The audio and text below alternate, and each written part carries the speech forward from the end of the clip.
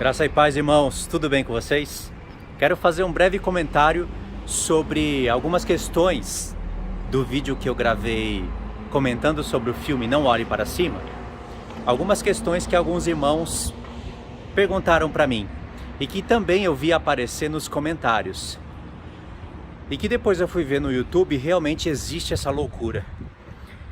Tem pessoas falando, usando o filme Não Olhe Para Cima, e falando que aquela pedra que vem, aquele meteoro que vem no filme e choca sobre a Terra, seria uma alusão àquele episódio de Daniel capítulo 2, onde a pedra vem do alto, que deveria ser, na interpretação correta dos sensatos, Cristo, e bate sobre os pés da estátua e pronto. Essa é a visão que qualquer pessoa coerente iria enxergar se fosse ali buscar alguma analogia do filme.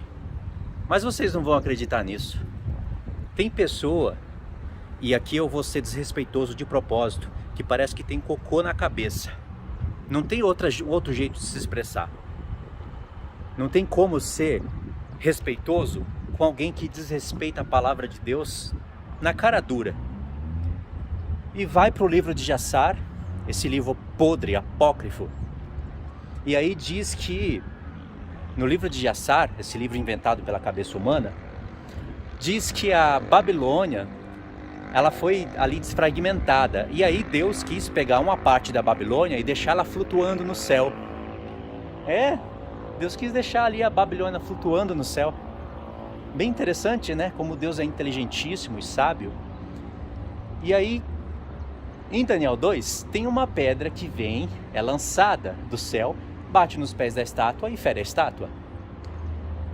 E no próprio livro do profeta Daniel, na própria explicação, diz que aquela pedra foi cortada de um monte sem auxílio de mãos humanas. E aquela pedra que feriu os pés da estátua se tornou um grande reino, que a gente sabe que é o reino de Cristo. Aquela pedra, dentro daquela pedra está contida a revelação do arrebatamento da igreja, onde a igreja é arrebatada, se encontra com o Senhor Jesus nos ares. Vai ter um momento ali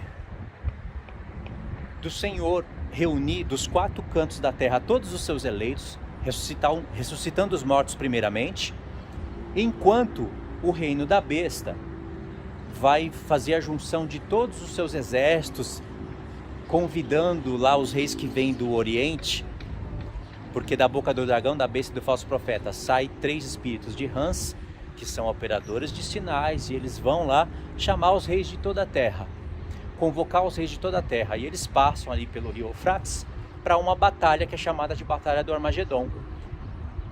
Dentro desse período, que é um período profético e que poucos conseguem entender corretamente como se sucede,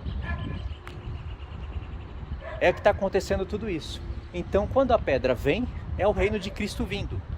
Cristo, já com a sua igreja glorificada, vindo para desfazer todo esse reino. Se você quisesse olhar essa visão,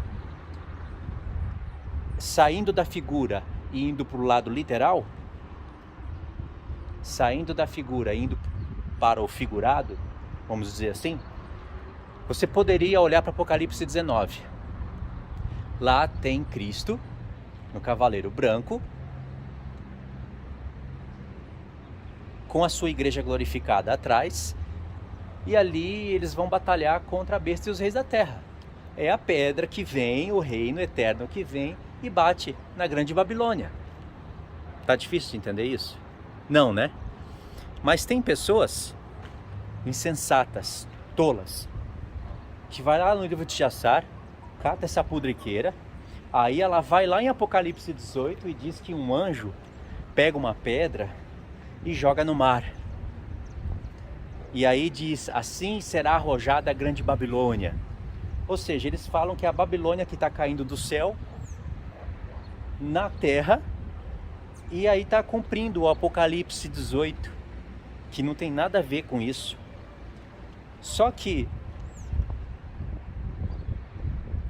na verdade, você não tem como olhar para esse quadro de uma pedra que vem do céu e bate aqui na terra, ferindo a grande Babilônia, se você não olhar para Daniel 2. Alguém ainda pode querer contornar a situação, essa situação maluca. O sol pegou na cara agora.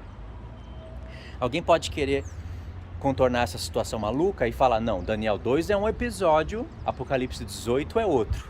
Mas não é. São os mesmos episódios.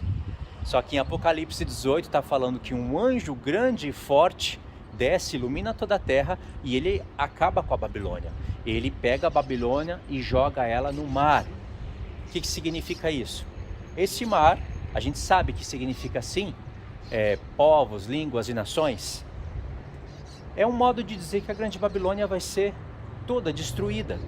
Tanto é que em Apocalipse 21 diz que o mar já não existe. Não pode ser um mar literal.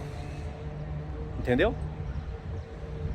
Não tem como usar o livro de Jassar, porque ele é uma sucessão de distorções bíblicas. Não é só porque a Torá mencionou o livro de Jassar, que a gente vai olhar para qualquer livro que aparecer aí e vai falar é ele, é esse.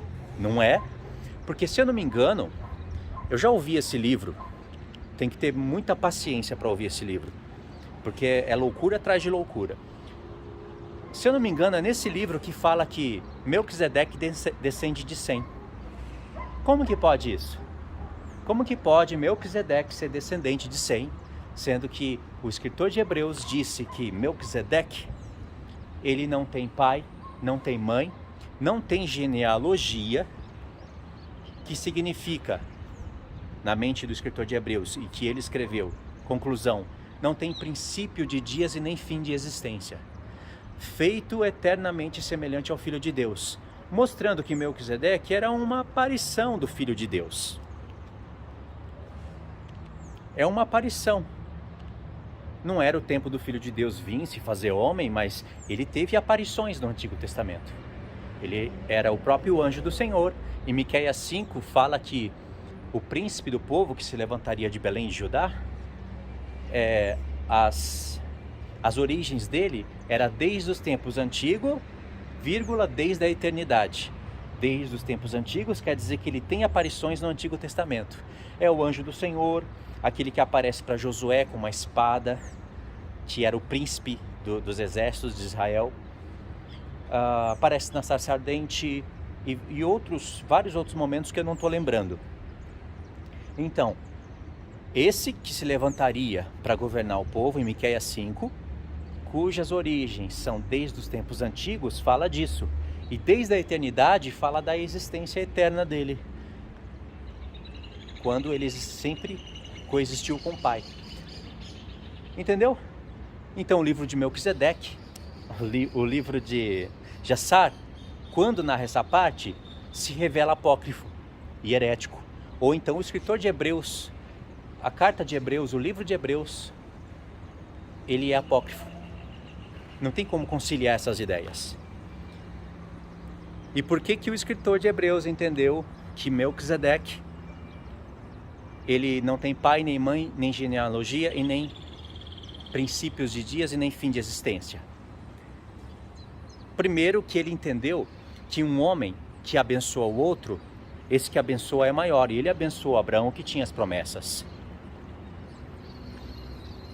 E de todos os homens importantes da Bíblia, tem a genealogia. Se Melquisedeque fosse nascido de homem, tinha que ter na Bíblia a genealogia dele. E não tem, ele só aparece 2 vezes na Bíblia. Uma lá em Gênesis 14, se eu não me engano, e outra lá no livro de Salmos. No Salmo 110, não é? Que Cristo seria da ordem de Melquisedeque.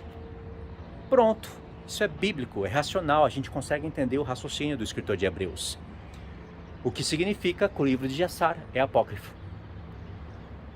Entendeu? Então aquela pedra que vem do céu e bate nos pés da estátua é o reino de Cristo.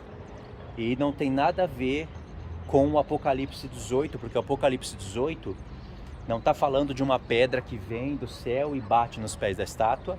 E não está falando que um anjo vai arrojar literalmente um pedaço da Babilônia que estava no céu. Isso é deboche, né? Parece que é para debochar da nossa cara. Por isso que eu falo, é cocô na cabeça, só pode. Tá bom? Só fiz um comentário sobre isso porque eu acho que é válido, né? Tem muita gente que fica com dúvida. tem gente que acredita. Tem gente que acredita em tudo, né? Eu sei que tem livros que são considerados como apócrifos, que estão fora da Bíblia, mas que são inspirados. Mas eles não podem contradizer as Escrituras, tá bom? Então é isso daí. Ficou meu comentário e vamos ver o que vocês acham. Vai aparecer uns doidos aí nos comentários. Não liga não. Eu vou me fingir de doido, senão se eu for responder vocês já sabem, né? Tá? Então é isso daí, irmãos. Fiquem na paz. Deus abençoe.